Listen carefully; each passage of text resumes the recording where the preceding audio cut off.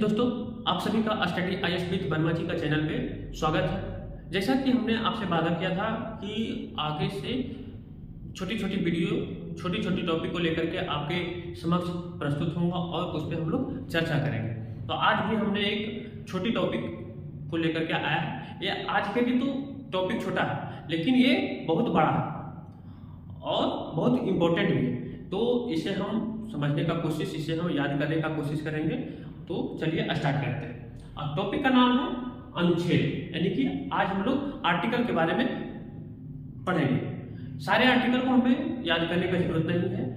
जो जो हमारे एग्जाम के पॉइंट ऑफ व्यू से इंपॉर्टेंट रहेगा उसी पे हम लोग चर्चा करेंगे, उसी को हम लोग याद करने का कोशिश करते हैं। तो चलिए स्टार्ट करते हैं। सबसे पहले आता है कि हमारे संविधान में कुल कितने अनुच्छेद है, यानी कि लेकिन ये बोला जाता है, बहुत से लोग ये बताते हैं कि अब अनुच्छेद 395 से बढ़कर के 442 हो गए हैं, 445 हो गए हैं, 448 हो गए हैं। गूगल पे भी दिखाता है, लेकिन जो आपको ये बताते हैं कि हमारे संविधान में अब 442 या 448 है। तो आप उनसे ये पूछिएगा कि आर्टिकल 396 क्या कहता है, आर्टिकल 396 में क्या कहा गया है, या आर्टिकल 400 में क्या कहा गया, आर्टिकल 402 में क्या कहा गया। अपने आप खुद पे खुद क्लियर हो जाएगा। हो सकता है हमें पढ़ने में भूल हुआ हो, लेकिन जो भी बुक में ऑथेंटिक बुक में बेरेक में पढ़ा हो आर्टिकल 395 तक ही पढ़ा हो।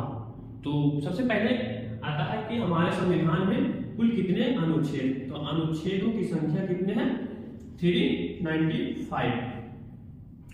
और कितने भाग हैं, तो भाग अब 25।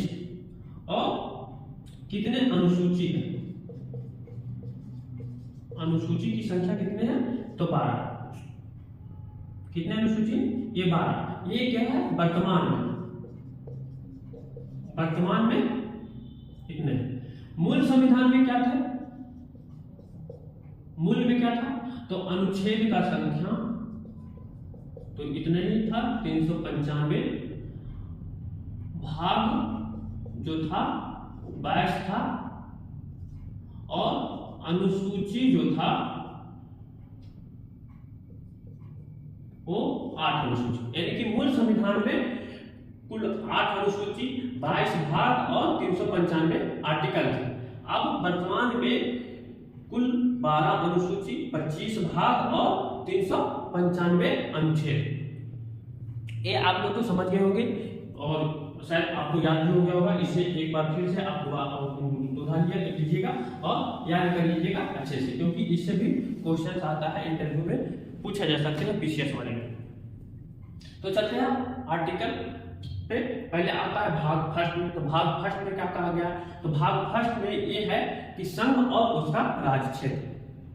तो भाग फर्स्ट में टोटल 4 ही अनुच्छेद है, 1, 2, 3 और 4।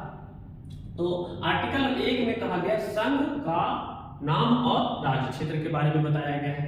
अब आर्टिकल 1 का क्लॉज 1 में ये बोला गया है भारत अर्थात इंडिया राज्यों का संघ होगा। इसका मतलब क्या, कि जो हमारा भारत है वो छोटे छोटे राज्यों का एक संघ होगा।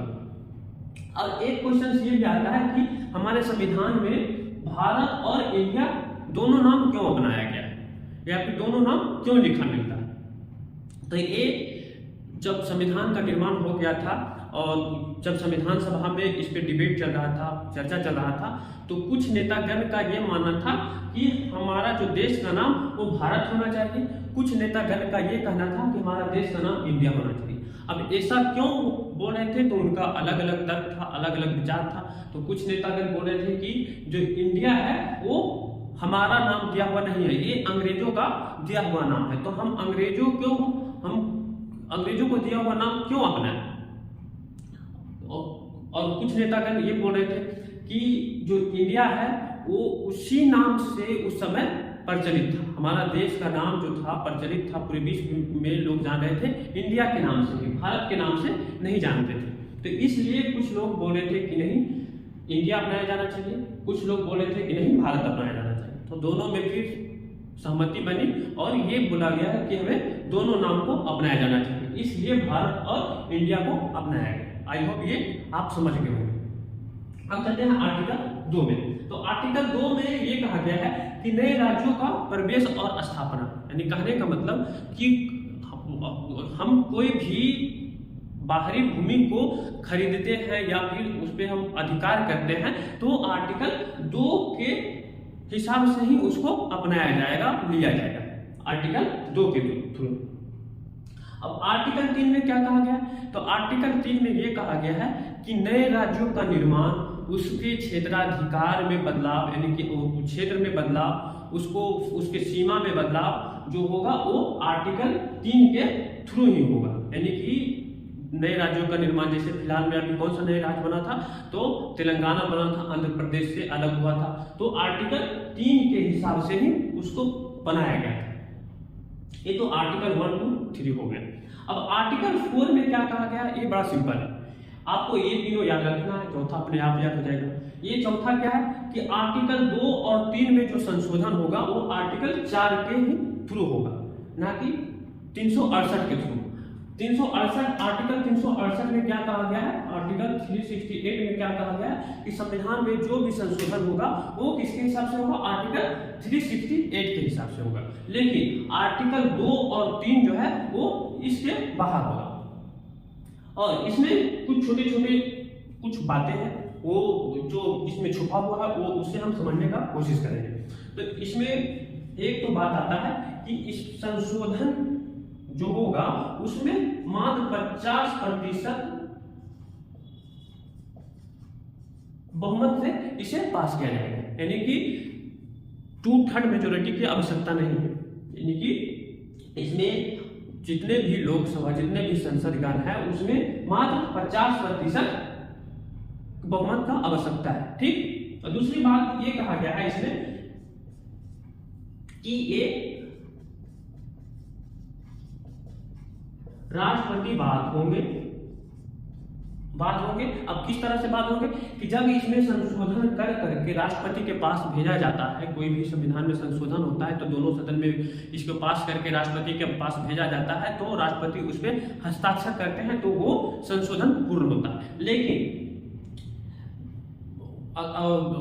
अगर जो राष्ट्रपति उस पर हस्ताक्षर नहीं करते हैं, अपने पास रख लेते हैं या फिर वो फिर से भेज देते हैं सदन के पास, तो इसमें ये नहीं कहा गया है। इसमें जब राष्ट्रपति के पास जाएगा तो राष्ट्रपति खुद ब खुद सिग्नेचर करेंगे।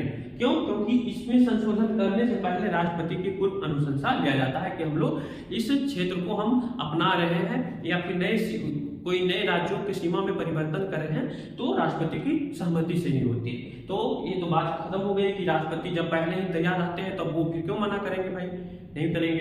तो क्या हो गया? एक तो ये बात था कि इसमें राष्ट्रपति बात होगी सिग्नेचर करने का, यानी कि हस्ताक्षर करने का। एक बात आता है कि इसमें अनुसूची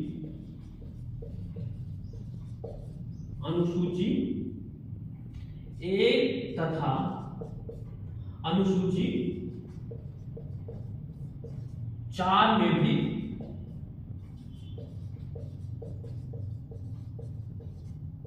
परिवर्तन होगा। अब अनुसूची 1 और 4 में परिवर्तन क्यों होगा? तो अनुसूची 1 में ये कहा गया है कि जितने भी राज्य के सीमा जो है उसको अनुसूची 1 में बताया गया, उसमें लिखा गया। तो अब नए राज्यों का सीमा में बदलाव करेंगे या नए राज्यों को हम लोग अधिग्रहण करेंगे या लेंगे तो उसमें अनुसूची 1 में भी फिर उनको बदलाना पड़ेगा या फिर लिखना पड़ेगा, तो इसमें भी बदलाव हो जाएगा, यानी कि अनुसूची 1 में बदलाव करना पड़ेगा। अब अनुसूची 4 में क्या कहा गया? तो अनुसूची 4 में ये लिखा गया है कि जितने भी राज्य हैं उनमें लोकसभा के कितने सदस्य होंगे, उन राज्यों में राज्यसभा के कितने सदस्य होंगे। तो नए राज्यों का निर्माण करेंगे या राज्यों की सीमा में परिवर्तन करेंगे तो लोकसभा की सीटों में भी तो परिवर्तन होगा। लोकसभा की सीटों में जब परिवर्तन होगा तो अनुसूची 4 में भी परिवर्तन करना पड़ेगा। तो अनुसूची 1 और 4 खुद में खुद परिवर्तन हो जाता है, करना पड़ता है। आई होप ये आर्टिकल 1, 2, 3 और 4 आप लोगों को समझ में आ गया होगा और याद भी हो गया होगा। तो याद हो गया होगा तो वीडियो को लाइक जरूर कीजिएगा, कमेंट करके बताइएगा कि कैसा लगा हो और शेयर कीजिएगा और दोस्तों को भी सब्सक्राइब करने का कहिएगा। Thank you. जय हिंद, जय भारत।